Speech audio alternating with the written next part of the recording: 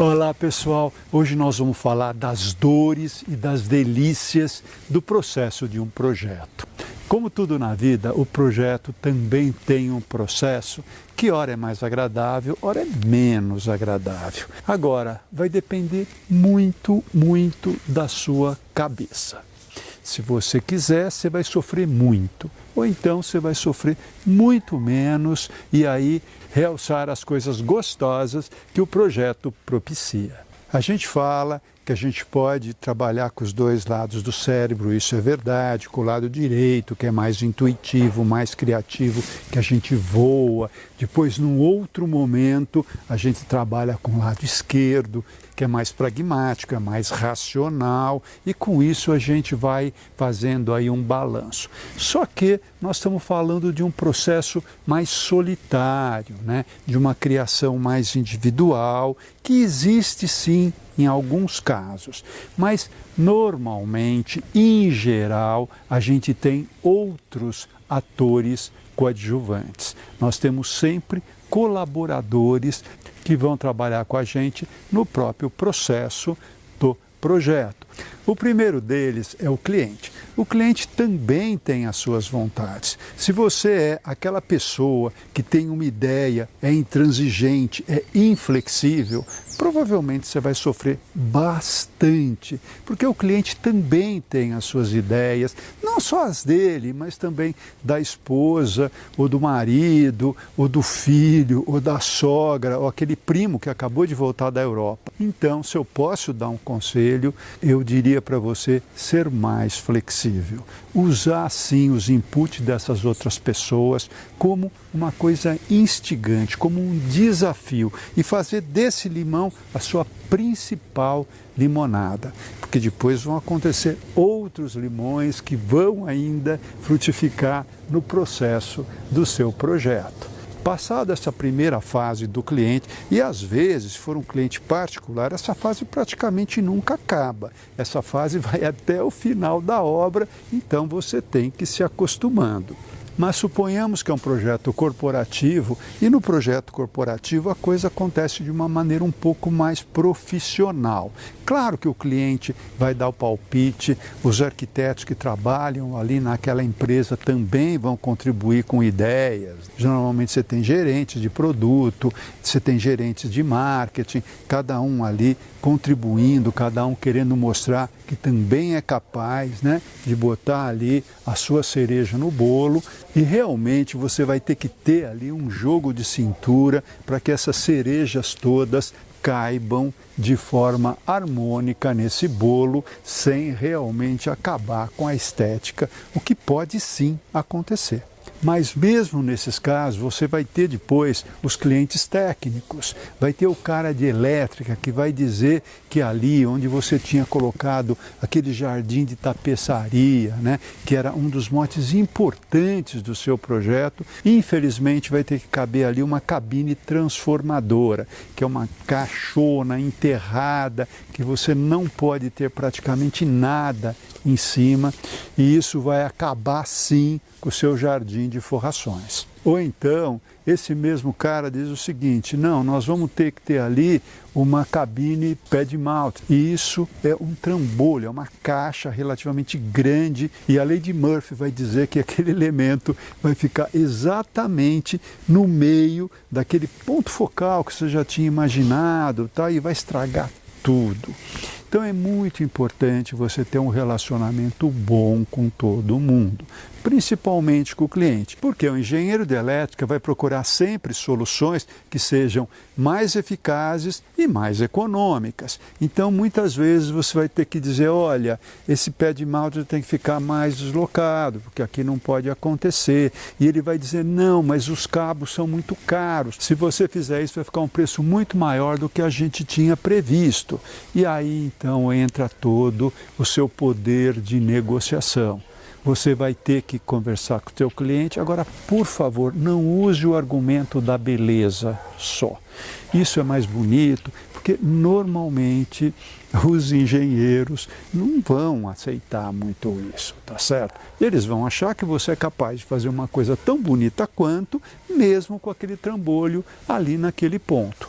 Então é muito importante você usar os argumentos de custo também, como ele está te propondo, e falar que esse empreendimento precisa ser vendido, precisa encantar as pessoas, isso vai ter que aparecer forçosamente nas imagens, porque você não vai poder fazer um material de vendas enganoso, e isso realmente pode atrapalhar as vendas. Use sempre um contra-argumento na mesma direção que ele está te propondo.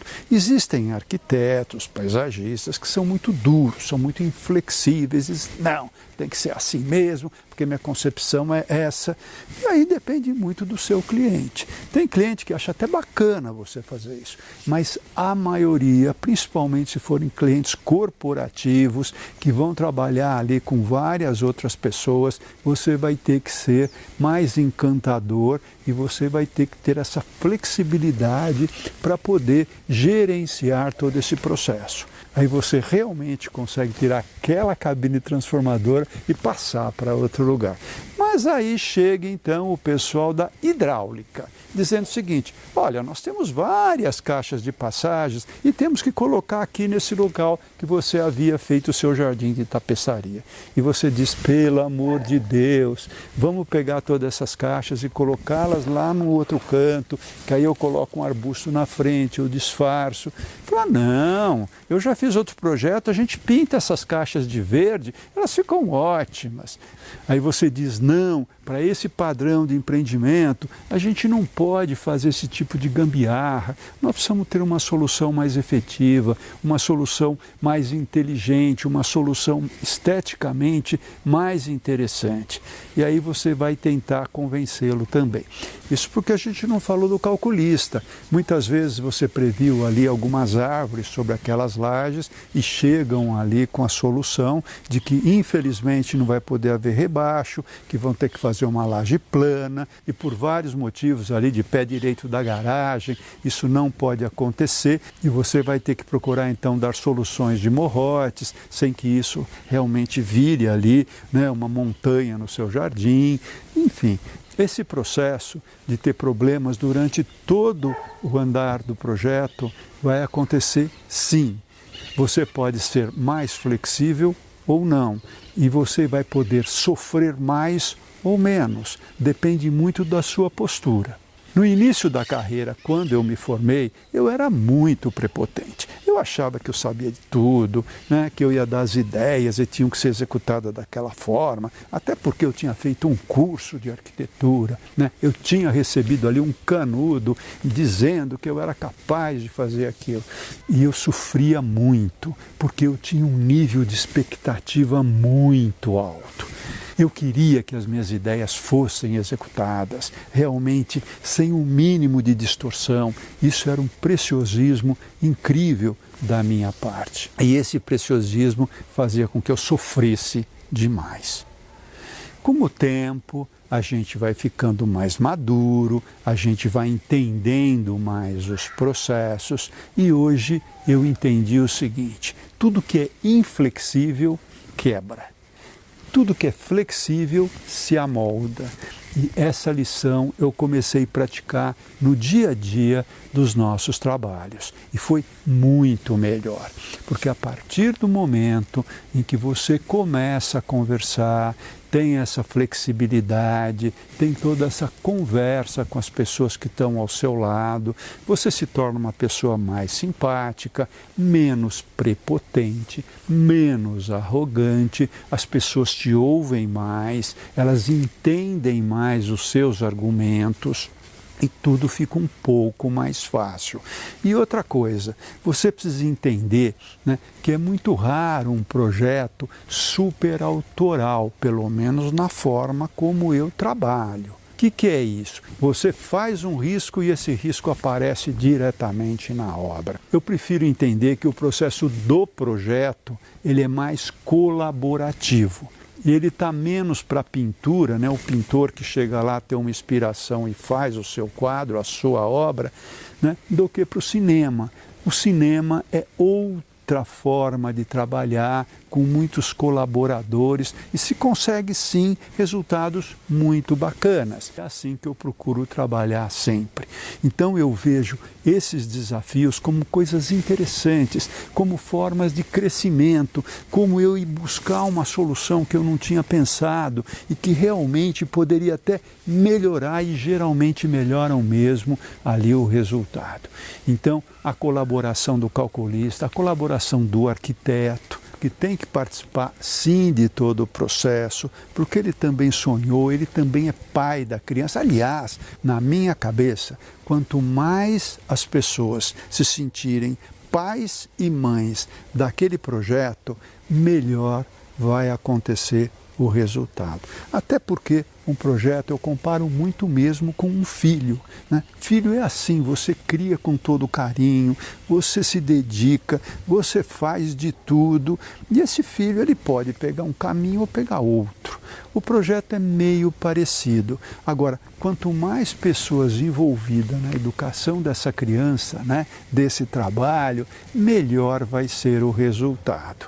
Então eu procuro sempre a colaboração, entender que todo mundo está ali sim para somar.